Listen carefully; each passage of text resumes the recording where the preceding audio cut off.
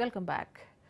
ముస్లిం మైనారిటీల ఇళ్లలో వివాహాది శుభకార్యాలకు షాదీఖానాలే కొండంత అండ. ప్రైవేటు ఫంక్షన్ హాళ్ల అద్దె ఖరీదైపోయిన ఈ రోజుల్లో ముస్లిం మైనారిటీల్లోని పేద మధ్య తరగతి ప్రజలకు షాదీఖానాలే దిక్కు. షాదీఖానా ఖాళీగా ఉన్న డేట్లను చూసుకునే పెళ్లిళ్లు ఖరారు చేసుకుంటారు అంటే వీటి ప్రాధాన్యత ఏ స్థాయిలో ఉందో అర్థమవుతోంది.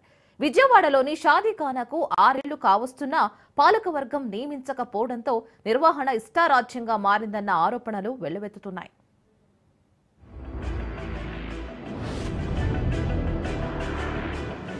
రాష్ట్ర విభజన తర్వాత 2014లో అధికారం చేపట్టిన ముఖ్యమంత్రి చంద్రబాబు విజయవాడ నగరంలో ముస్లిం మైనారిటీలు శుభకార్యాలు చేసుకునేందుకు షాదీఖానా లేక తీవ్ర ఇబ్బందులకు గురవుతున్నారని గుర్తించారు. స్థలం ప్రతిపాదనలు రెడీ అయ్యాక నిధులు కేటాయించి 2017 జూలై 27న శంకుస్థాపన చేశారు. 13 కోట్ల రూపాయలు అంచనాతో చేపట్టిన నిర్మాణం 11 నెలల వ్యవధిలోనే పూర్తి చేయాలని నిర్దేశించి నిర్మాణ బాధితులను కార్పొరేషన్కి అప్పగించారు.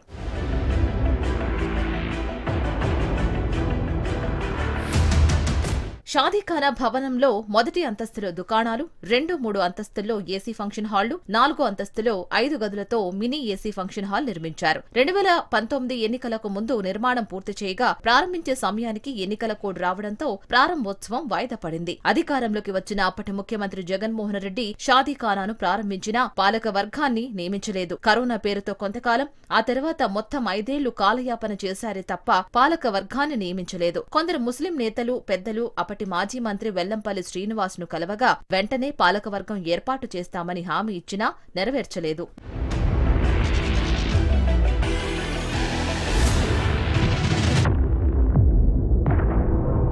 మరోవైపు అందుబాటులోకి వచ్చిన షాదీఖానాలో 2, 3 హాళ్లను పెళ్లిళ్ల కోసం అద్దెకు ఇస్తున్నారు. షాదీఖానా నిర్వహణ కోసం మొదటి అంతస్తులో 15 దుకాణాలు నిర్మించినా వినియోగంలోకి తీసుకురాలేదు. గత ప్రభుత్వం హయాంలో 2 సార్లు టెండర్లు పిలిచినా స్పందన లేదు. రెండోసారి టెండర్లను ఆహ్వానించిన సమయంలో అన్ని దుకాణాలు ఒకరికే ఇచ్చేందుకు కూడా వెసులుబాటు కల్పించినా ఫలితం శూన్యం. టీడీపీ హయాంలో వారికి నచ్చినట్లుగా నిర్మించారు అనే ఉద్దేశంతో వైసీపీ ప్రభుత్వం షాదీఖానాకు 5 ఏళ్లు పాలక వర్గాన్ని నియమించలేదు అన్న ఆరోపణలు ఉన్నాయి. ప్రభుత్వం పట్టించుకోకపోవడంతో నిర్వహణ బాధ్యతలు చూస్తున్న వక్ఫ్ బోర్డు అధికారులు ఇష్టానుసారంగా నిర్వహిస్తున్నారు అనే ఆరోపణలు వెల్లువెత్తుతున్నాయి.